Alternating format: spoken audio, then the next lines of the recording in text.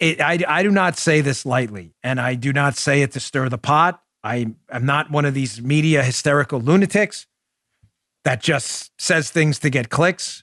But this is a serious question. Can we trust the intelligence community anymore? After the disaster of fake Russiagate, PP tape gate, Spygate, where they actually spied on a presidential campaign and a president. It's a fact. It's a fact. I know it's an inconvenient fact. Can we trust them anymore? Well, what happened? Well, yesterday, if you were following on social media, believe it or not, another Russian collusion scandal, bro. The media, I'll get to it in a minute. The media was all over it. Look, confirmation. It's real this time. People involved with Trump definitely colluded with the Russians. We have proof. Now, you may have been saying to yourself, if you're an astute observer of the PP tape collusion hoax, like I happen to be, I wrote 3 books on it, right? You always have to say to yourself, why would people in the intelligence community, the intelligence infrastructure involved in the PP hoax, collusion hoax, leak yesterday or let out yesterday this information that came out that they're now saying, oh, look, we now have proof of the Russian collusion hoax. Why would that happen yesterday?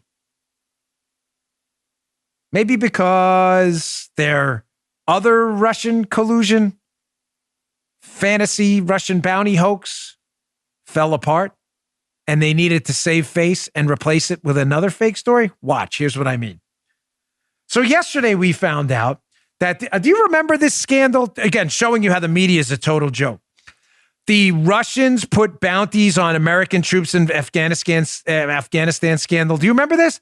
This happened months ago. This was a huge deal in the left-wing media. Rachel Maddow hyperventilating on her show. Donald Trump is doing nothing. The Russians, it's confirmed, have put bounties on our troops in Afghanistan. The Russians want our troops killed. They're paying money. Brian Stelter, George Costanza at CNN, everyone on all the left-wing media infrastructure, that Lawrence O'Donnell clown, Donald Trump should resign tomorrow. And Donald Trump, do you remember the story, folks? Donald Trump said, hey, that information's not confirmed. That's why I didn't act on it. And fact checkers checked him on it. Donald Trump is lying. Here is a supercut, Hat Tip Daily Caller. Here is a supercut, and I had to cut this short. This is actually 3 minutes long. I only get about a minute of it. Here's a supercut of media left-wing lunatics telling you Donald Trump is the worst. He hates American troops. Russians want to kill them, and he's doing nothing. Problem is, the whole story was a hoax. Check this out. The White House also responding tonight to a bombshell report accusing Russia of offering bounties to the Taliban to kill American soldiers in Afghanistan. And now you know from this reporting in the New York Times, which has since been confirmed by the Wall Street Journal, that not only does the president know that Russia was paying for American soldiers' deaths. News. Get this. The Washington Post is now reporting that the alleged Russian bounties to Taliban fighters in Afghanistan are believed to have resulted in the deaths of U.S. troops. Like this New York Times story about a stunning U.S. intel assessment, finding that Russia secretly offered Afghan militants bounties to kill U.S. troops. So comes under fire over those bombshell reports that the White House was told Russia was paying bounties to kill U.S. troops in Afghanistan. What's the issue with that? The issue is the story's fake. It was made up by an Afghani detainee, apparently trying to curry favor with forces who were detaining him by completely making up the story. Now, you'd say to yourself, if you were a sane person, not including the media, well, doesn't the media double and triple check this stuff?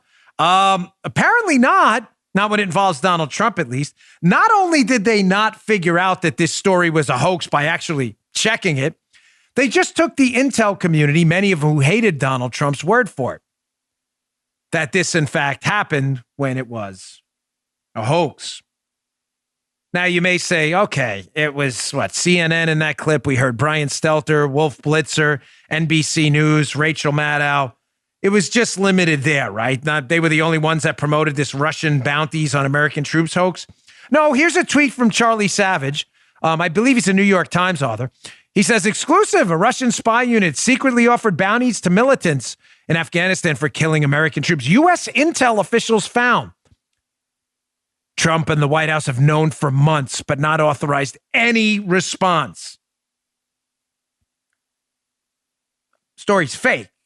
Maybe that's why Trump didn't authorize a response. Here's Charlie Savage tweet number 2.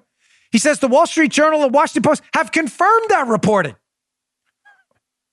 Really? Story's fake. But they confirmed a fake story by listening to who? Maybe the exact same intel official who appears to have had a political motive against Donald Trump rather than giving them an actual story because the story was fake. All right, Dan, the New York Times got taken, MSNBC, NBC, CNN, George Costanza got taken by it. Here's the Washington Post. What a joke. This is an actual fact checker. I'm not kidding at the Washington Post. Salvador Rizzo. He says Trump's for Pinocchio interview on Russian bounties. Remember the interview with Axios' Jonathan Swan, where he said to Swan, who seemed puzzled by the whole thing, by the way, hey, we didn't act on that because we're not sure it's actually true. And Swan was like, huh? What? The Washington Post like, we're fact-checking Trump. What an idiot. You see the hilarity of this right now? The hilarity of this? The tragic hilarity of this? You have these nutbag, lunatic, lying frauds at CNN, the Washington Post, the New York Times, MSNBC, constantly promoting fake, false stories every day while simultaneously trying to get us removed from the internet for misinformation. Do you not see what's going on here?